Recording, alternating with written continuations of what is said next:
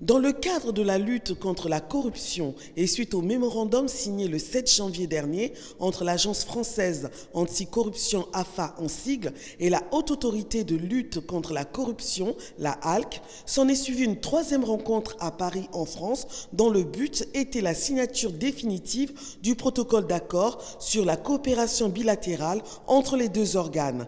Sur la quintessence de cet accord, le directeur de l'AFA, Charles Duchesne, a répondu en ces termes. Le protocole est signé, définitivement signé. Ce protocole comporte la possibilité d'avoir des échanges techniques, de formation, d'échanges de bonnes pratiques.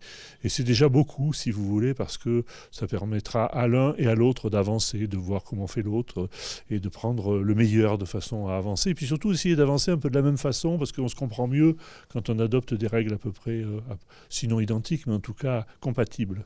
Ce protocole signé a pour but de rendre efficace la HALC dans sa lutte contre la corruption dans tous les domaines au Congo-Brazzaville, ce qui, selon le président Emmanuel Olita Ondongo, permettra d'établir des règles compatibles dans la mise en œuvre de sa feuille de route. La mise en œuvre de cet accord que nous venons de signer, c'est un accord de coopération bilatérale entre les deux institutions. Et nous nous appliquerons tout le contenu de ce que nous sommes venus signer ce matin. Je crois que cet accord n'est que la suite du travail qui avait déjà commencé. Nous avions commencé par un mémorandum d'entente.